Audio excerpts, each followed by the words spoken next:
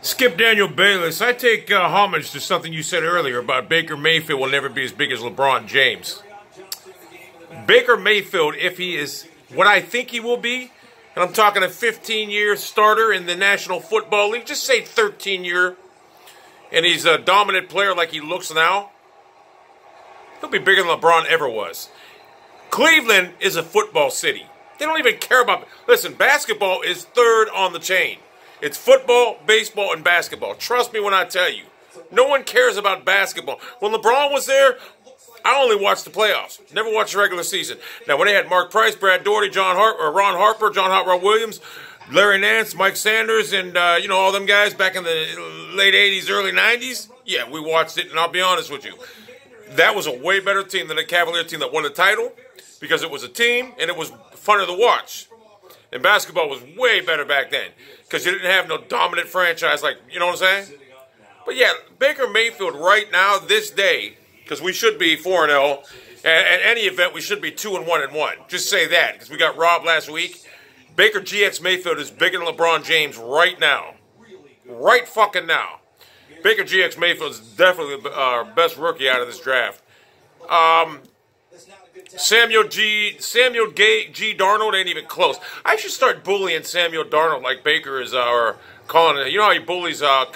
Think about this. Colin Cowherd is essentially bullying a rookie just setting forth on his NFL career. He's bullying a rookie. What a sad piece of shit. Bullying a guy who's just starting his career. He's just harassing him. He even skipped it and harassed LeBron until like the third or fourth year.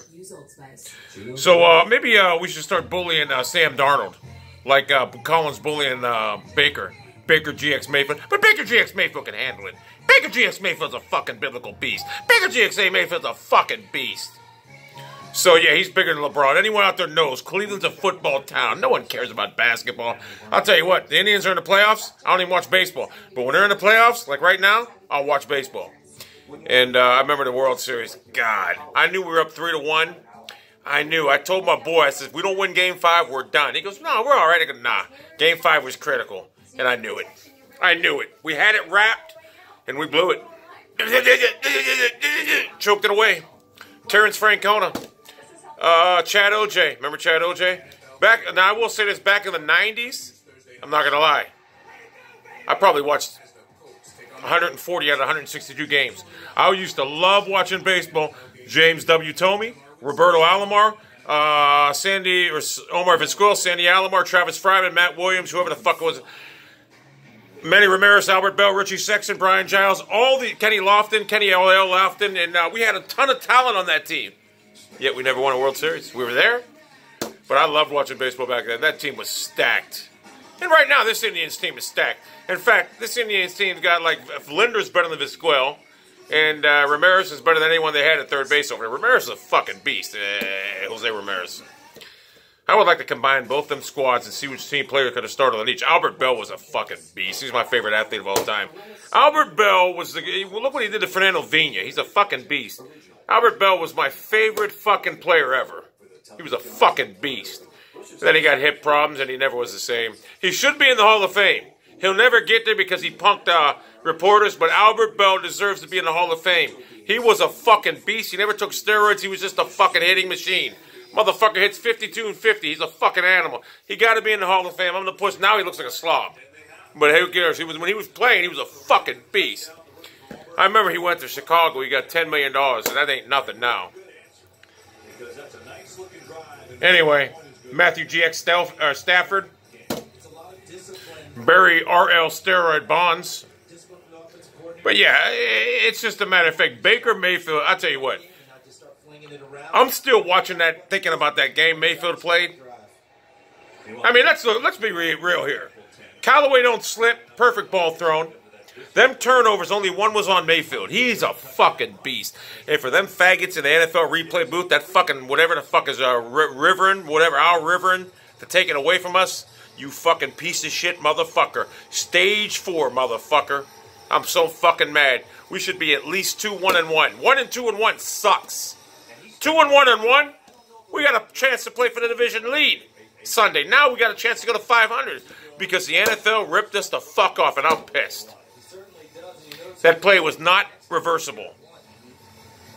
You know what their excuse was? Well, they pieced it together. Well, we found out when his elbow was down here. Then we looked at this angle. That's how you get the fuck out of here. If you tried piecing it together, you know what that is? They didn't piece it together. That's their excuse. There was no difference. They just wanted the game to go on longer. Because let's be honest, if you're a fan of that game and you don't care who wins that game, you want the game to go on longer so you can see extra football. That's what they wanted. Baker GX Mayfield was robbed of a fucking win. The Browns were robbed of a fucking win.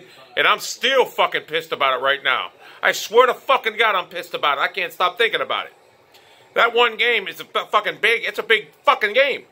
We'd be 2-1-1 right now. That's a big fucking game. And not to mention we threw away 3 games at the beginning of the season because Hugh Jackson had to start fucking Tyrod Taylor. And then I got to hear Shannon Sharp, they ain't run the same play for Tyrod. They ain't run the same play for Tyrod. No shit, they can't run the same plays for Tyrod. You think Tyrod could have hit fucking, Darren Fells on that rope? No. It would have floated up in the air and got picked off. Tyrod can't make throws like that. That's why the offense was dummied down for him. I would like to see Tyrod be our kick returner. And let me ask you guys something. Wouldn't this be great? Take a guy like, remember Michael Dean Perry? Take a guy that's like Ndamukong Suh. In training camp, teach him how to take handoffs. Teach him how to just get it down, how he can take a handoff, right? You don't even have to. I just thought of it. Put him under center. Put him under center. He's not a backup. He can play the wildcat. Put him under center. He goes in there and he gets a first down quarterback sneak. Who's going to stop him? Or you can teach him how to take handoffs, just go up the fucking middle. Think about it. I noticed when Joe Patonio was running that ball that one day against Pittsburgh, he was unstoppable. He was unfucking stoppable. You know what, though? I will say this, too. Against Pittsburgh, we should have won that game, but I will say this. There was a call when the ball hit Chubbs' fucking... It was 21-7, the Steelers were up, and the ball did bounce off Chubbs' fucking helmet. It did. And they looked at it, and they couldn't come conclusive. I know, and I'm a Browns fan. It bounced off fucking Chubbs' helmet. So, we should have lost that game. But we should have won it, because they didn't call it. We should have won it. But that did hit Chubb's helmet. It was 21-7. They would have got the ball there, and that's a rout. 35-7. So Steelers got ripped off. But yeah, they got ripped off because they should have got a fucking win instead of a fucking tie. Because that did hit Chubb's fucking helmet. But we got ripped off blatantly. Guy gets a first down, and Al Riveron, the little faggot over there, like, well, I'm going to piece it together, and you're not going to give Cleveland a win. I don't think Al Riveron likes Mayfield. He didn't want to give Mayfield a win. God, I'm so pissed about that. It's fucking 4 days later. Ezekiel Elliott leaped over that fucking linebacker. God. 5 different Bengals have receiving TDs through week 4. Anyway. God, we should be 4-0. We should be fucking at least 2-1-1. At least. Oh, that dumbass Frank Reich said he wasn't, he doesn't want a fucking tie. Well, let me tell you something, Franklin G. Wright. I'm glad we're 1-2-1 instead of 1-3. You fucking moron. A tie is better than a loss. That tie will come down and benefit the Browns in postseason. Trust me. They're going to get the 5th or 6th seed from that tie. Watch. A tie sucks, but I'd rather have a tie than a loss. We should be 3-1 because, listen, we beat the Steelers. Think about it. Our field goal kicker misses a kick. We should have beat them. If Mayfield starts, we kill the Steelers. That's a fact. Mayfield starts, we rout the Steelers. Mayfield starts, we beat the shit out of the Saints. And if Mayfield starts, he outscored the Jets 21-3. We beat them 42-6. Mayfield's putting up 21 points a half. God. You fucking nerds that watch video games. Y'all motherfuckers should start learning the game of football. It's the best sport in the world. I'm watching NFL Network right now. Hold on. I'm watching NFL Network right now. I'm watching the fucking Cowboys Lions game.